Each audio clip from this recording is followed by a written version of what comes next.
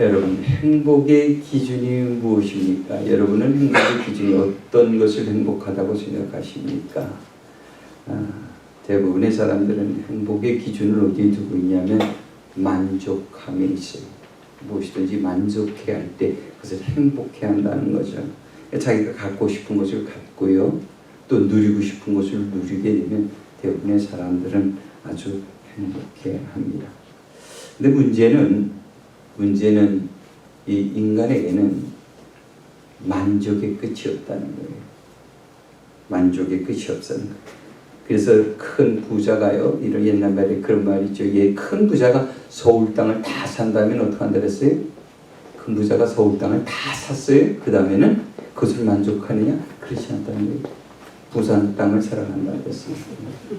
그렇게 인간의 욕심은 한도 끝도 없다, 그 말이죠. 그러므로 인간이 행복하기 위해서는요, 먼저 욕심을 버릴 줄 알아야 합니다.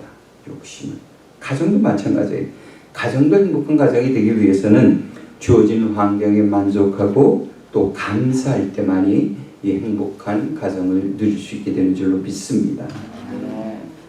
오늘 우리는 이 룻기서를 통해서 한 가정을 보게 돼요.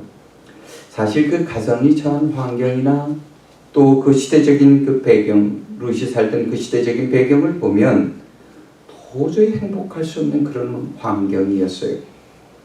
그러나 그럼에도 불구하고 모든 일에 만족할 줄 아는 이 룻이라는 한 여인을 통해서 하나님은 그 가정에 참으로 놀라운, 그 가문에 놀라운 축복을 허락하신 것을 보게 됩니다. 여러분, 룻이 받은 가장 큰 축복이 무엇입니까? 그것은 그녀가 이방인이었음에도 불구하고 예수 그리스도의 조상이 되었다는 거예요. 그런데 놀라운 일이죠. 인간으로서 말이에요. 이보다 더 영광스럽고 이보다 더 축복된 일은 없는 거예요. 먼저 근데 우리가 이 룻기의 시대적인 배경을 살펴보면 이스라엘이 광야 40년을 보내고 이제 가나안 땅에 들어왔잖아요. 그것을 다 점령하고 그것에 이제 뿌리를 내린단 말이에요. 그런데 이제 여호수아가 얼마 지나지 않아 그곳에서 이제 숨을 거두게 돼요. 그러니까 위대한 지도자가 세상을 떠나게 됩니다. 그 후에 문제가 생겨요. 그러니까 그 뒤에 이렇게 하나님의 백성이라고 스스로 이스라엘 백성이 얼마나 그 자부심이 높아요. 우리가 어떤 자들인가? 우리가 하나님의 백성이 아닌가? 그래서 다른 민족들을 굉장히 업신여겼단 말이에요. 그런 당당한, 그런 자부심이 강한 자랑스러운 하나님의 백성이라고 자랑스러워하던 이 이스라엘이요, 가나안 땅에 들어와 좀 먹고 살만하니까 이제 좀 전쟁도 그치고요, 먹고 살만하니까 저들이 어떻게 해요? 엉뚱하게도 그들이 이방인들이 섬기던 우상을 섬겨요. 가나안 땅에서 원래 살고 있던 민족들이 섬기던 그 이 우상들을 저들도 섬기게 된다는 말이죠. 그런데 그들이 우상을 섬기는 이유를 살펴보면 한 가지예요. 여러 가지 이유를 댈 수, 핑계는 댈 수 있지만 엄밀히 따져보면 딱 한 가지입니다. 그건 욕심 때문이에요. 욕심 때문에 그렇게 하나님으로 인하여 충분하지 않다는 거예요. 저들이 출애굽한 이후에 그리고 그 광야 40년을 보내면서 하나님의 얼마나 크신 은혜를 받고 그 도우심으로 살아왔잖아요. 수없이 멸망할 뻔했고 그 민족이 사라질 뻔했음에도 불구하고 하나님의 은혜로 가나안 땅까지 들어왔잖아요. 그럼 감사해야죠. 그런데 어느새 그 감동 다 망각하고 저들이 또 다른 것을 쳐다보는 거예요. 그 배경에는 욕심이에요. 내가 하고 싶은 거 다 하겠다는 거예요. 하나님 섬기면 너무 절제되는 게 많거든요. 경건하고 절제하라. 내가 거룩하니 너희도 거룩하라. 이런 게 싫다는 거죠. 지금 내 마음에서 끌어오르는 대로, 내 감정이 가는 대로, 내가 하고 싶은 대로 좀 하면서 살았으면 좋겠는데 욕심 부리지 말라. 아니 난 좀 더 많이 갖고 싶은데, 음란 걸, 아니 난 그런 것들이 좋은데.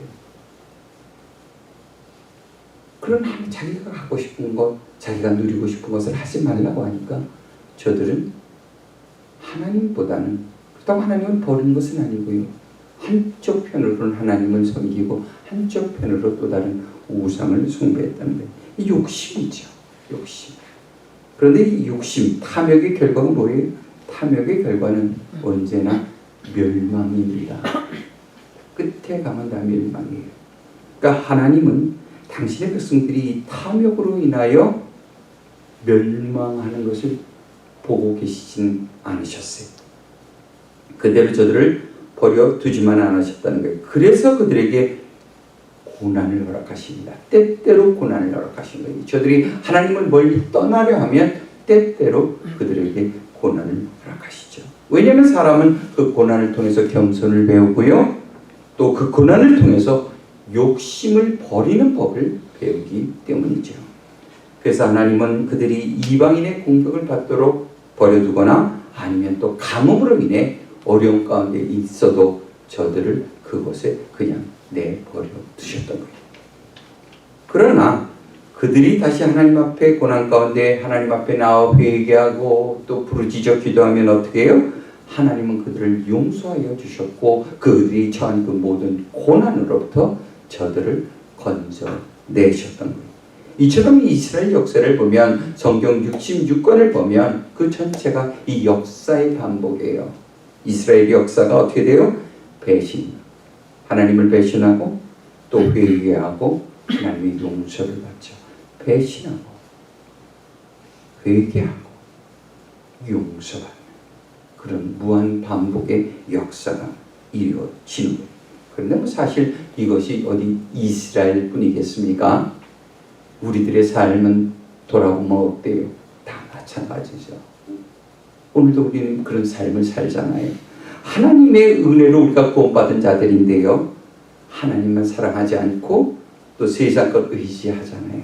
또 욕심 부리고 쾌락 따라 살기 원하잖아요.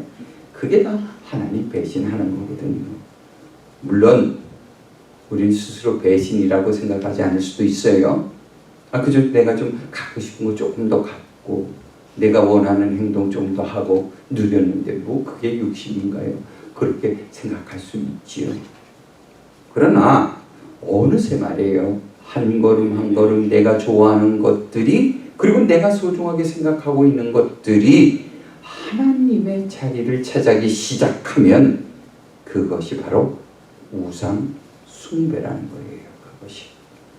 그래서 이 롯이 살던 시대를 보면 영적으로 아주 매우 혼탁한 시대였어요. 왜냐하면 이스라엘은 하나님을 멀리하고 이스라엘 땅에 있던 바로 우상들을 섬겼기 때문이죠. 그래 그 결과 그 당시 이스라엘은 흉년에 빠져버리고 맙니다. 그러니까 이스라엘이 영적인 범죄를 지으니까 육적으로도 매우 궁핍하고 어려운 시대를 보내게 되는 것이죠. 그런데 말이에요, 놀라운 것은 그 당시 같은 시대에 이방인들이 살던 모압 땅이 있어요. 그것은 그렇지 않았다는 거예요. 적어도 물질적으로는, 영적으로야 그들이 뭐 우상을 숭배하니까 뭐 말할 수 없지만, 그러나 물질적으로는 굉장히 풍요롭게 살았어요. 같은 지역이에요. 이스라엘과 모압 땅은 그렇게 멀리 떨어져 있는 땅이 아닙니다. 그런데 이스라엘은 아주 가뭄이 심하게 들었고, 또 이 모압 땅은 아주 큰 풍년이었어요. 참 놀라운 일이죠. 이런 실험, 이런 사실을 보면서, 그러니까 바로 요단강 건너가 모압 땅이니까요.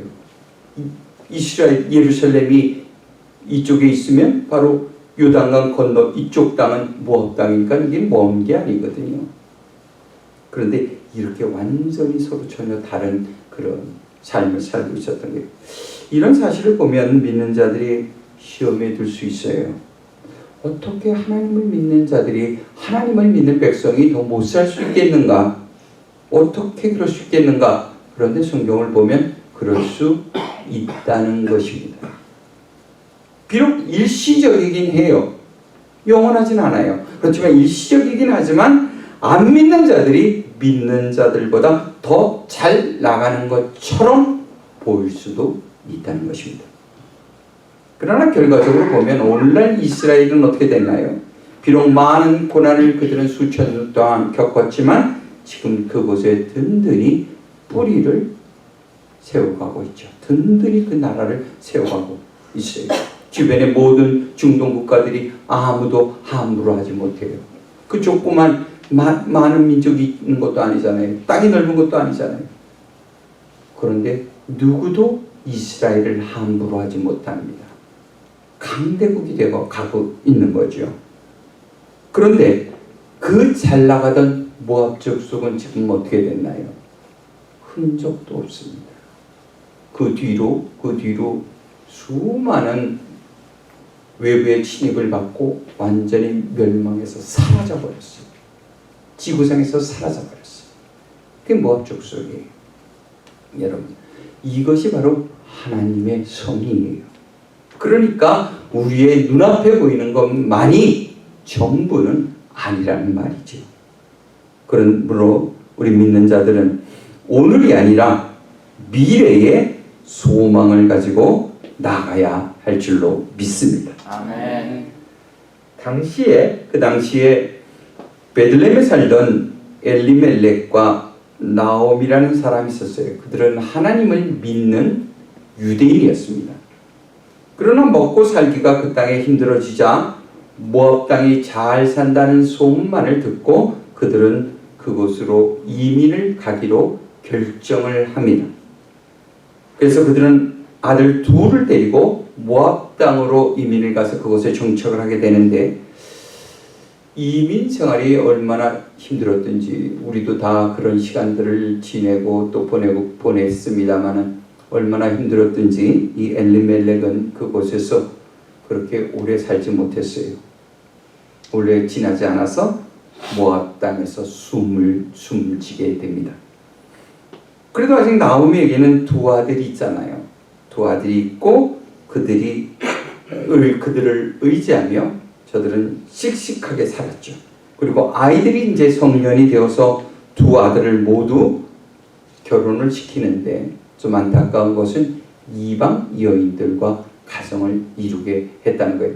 근데 선택의 여지가 없었어요. 그 땅에는 유대인 처녀들을 만날 수가 없었기 때문에 어쩔 수 없이 이방 여인들과 결혼을 시켰죠.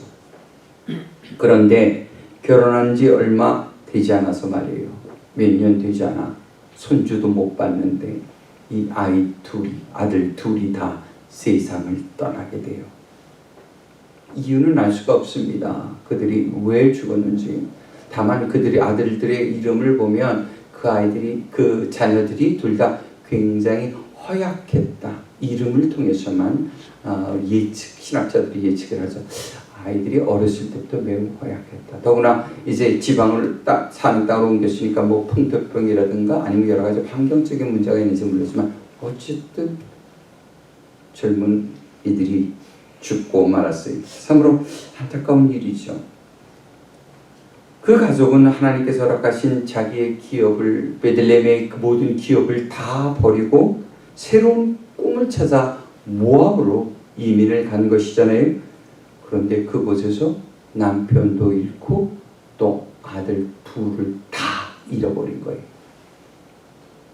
그래서 이제 그 집안에는 세 여인만 남게 됩니다. 바로 나오미와 두 며느리 말이지. 그러니까 행복을 찾아 모압 땅으로 간 나오미는 이제 세상에서 적어도 외형적으로 보기에는 제일 불행한 여인인 것처럼 보입니다. 남편 잃고 자녀들 다 잃고 남은 건 가난뿐이니까요.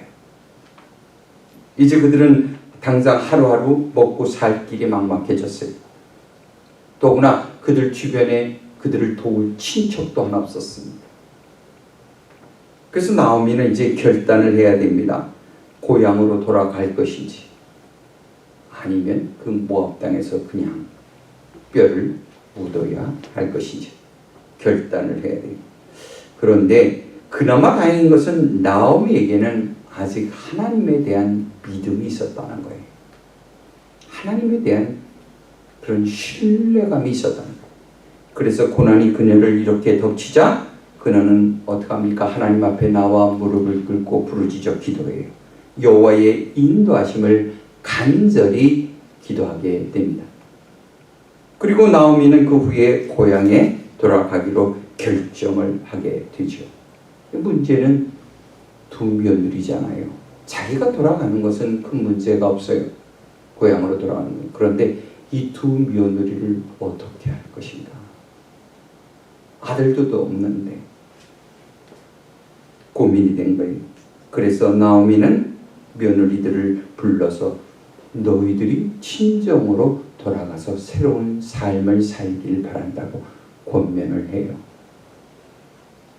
너희들이 새로운 인생을 살도록 해라. 나는 고향으로 돌아갈 거야. 그런데 두 며느리가 다 뭐라 그래요? 안 간다고 그래요. 저는 어머니와 함께 하겠습니다. 저는 어머니를 따라 갈 것입니다. 젊은 며느리들이 말이에요. 좀 이해가 잘 안 되죠. 어떻게 그럴 수가 있겠는가? 여러분 같으면 때는 이때다. 그리고 친정으로 다 돌아가지 않았겠어요? 그런데 그렇게 하지 않았다는. 근데 다시 또 그 나오미가 며느리를 불러 두 번째 권면을 합니다. 안 된다. 너희들이 아직 젊은데. 그리고 나는 너희들과 함께 가서 굉장히 어려운 시간을 보낼지도 모른다. 먹고 살 길도 캄캄하다. 없다. 방법이 없어. 그러니 너희들 힘이 들 거야.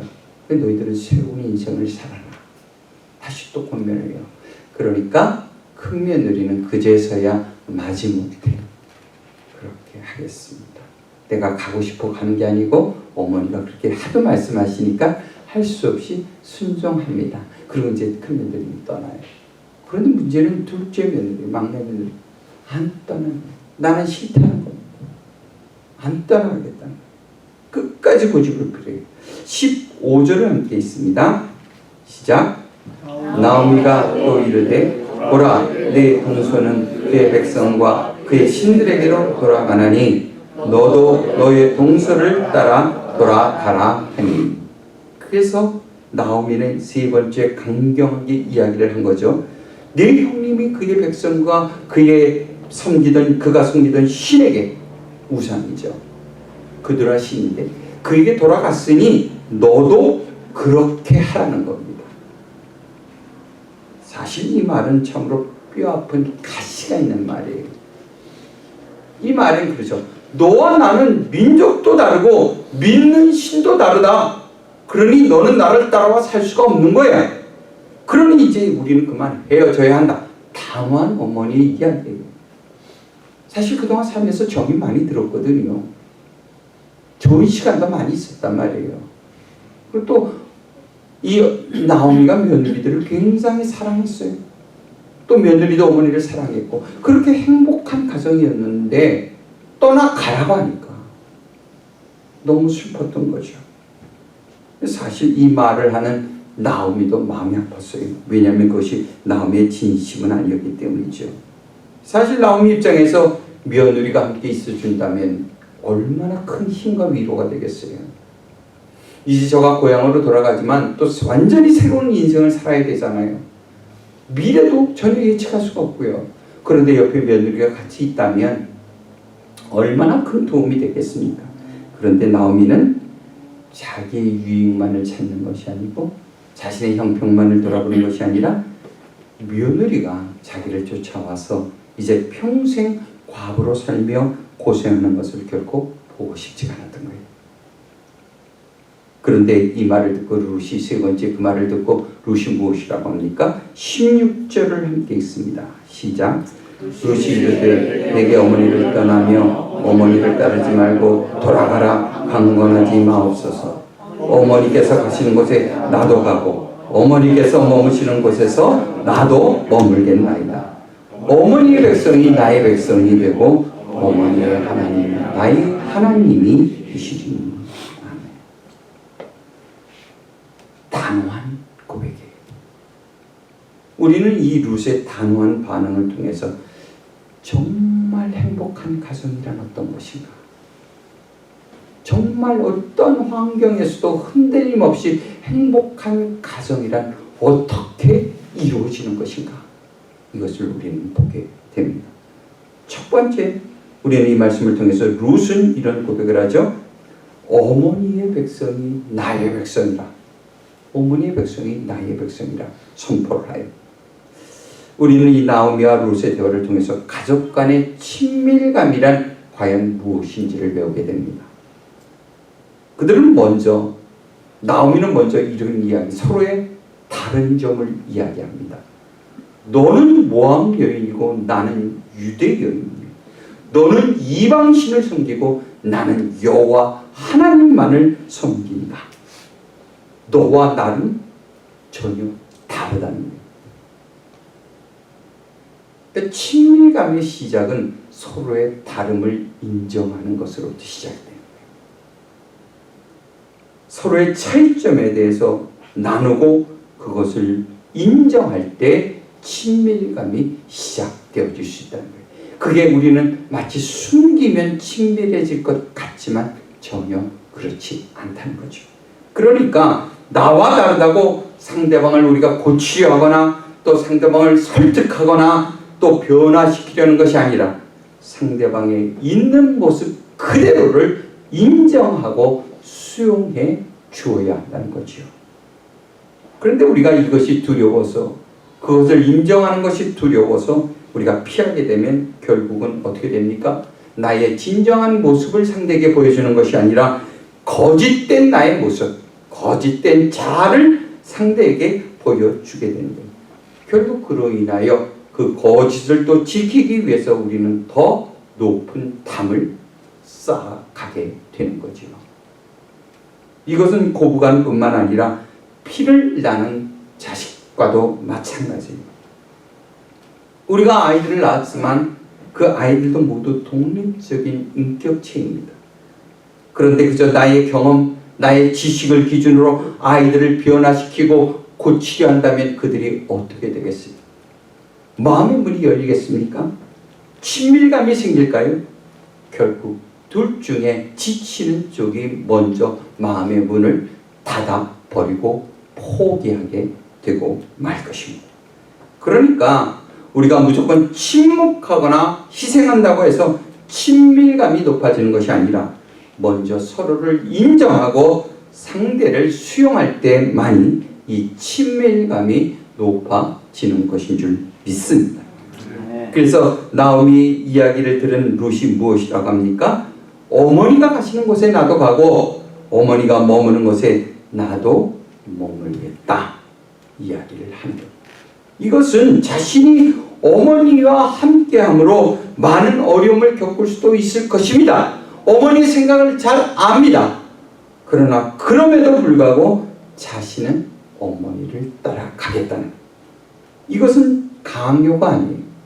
이것은 자발적인 결단이며 순종에서 나오는 고백입니다.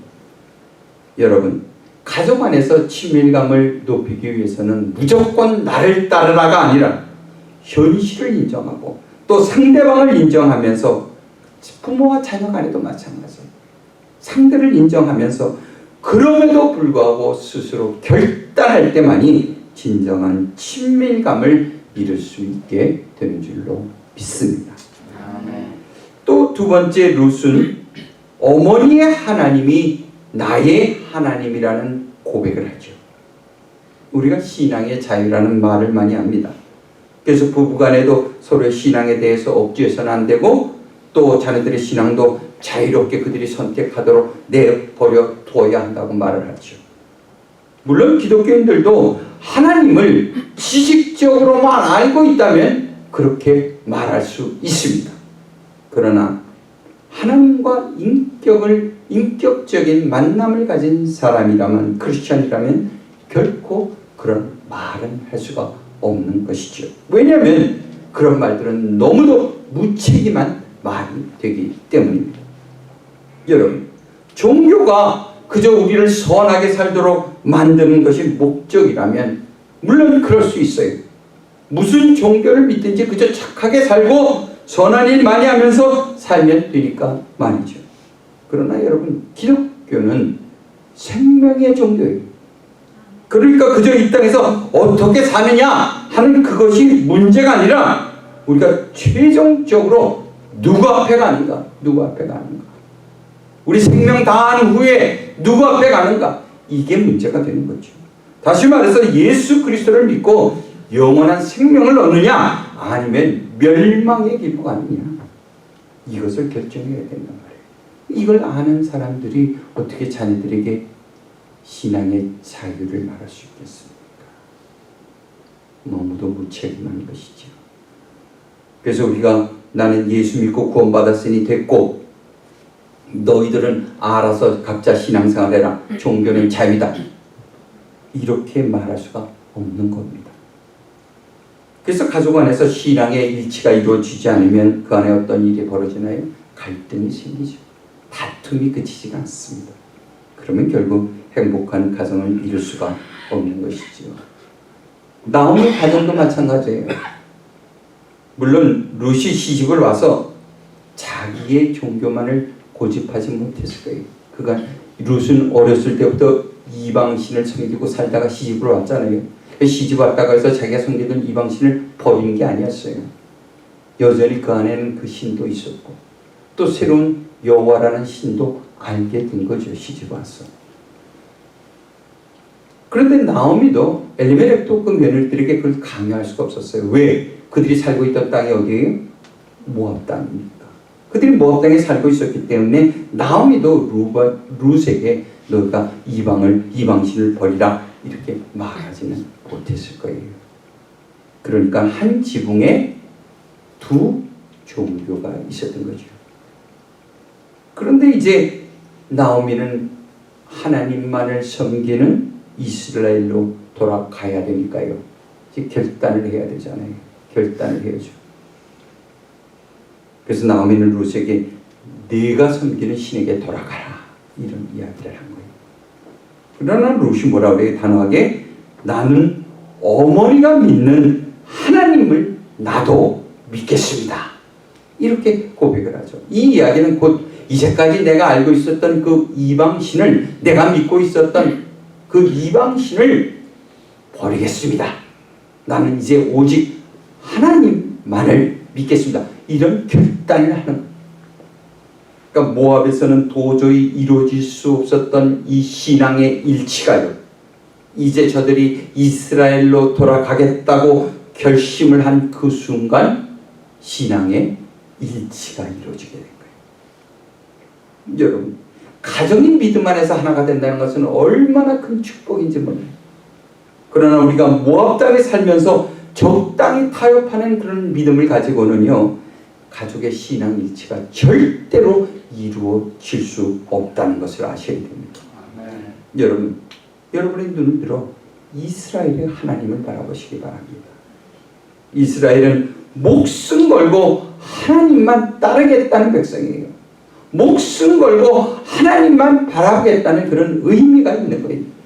다시 말해서 세상과 타협하는 신앙을 결코 갖지 않겠다는 거죠.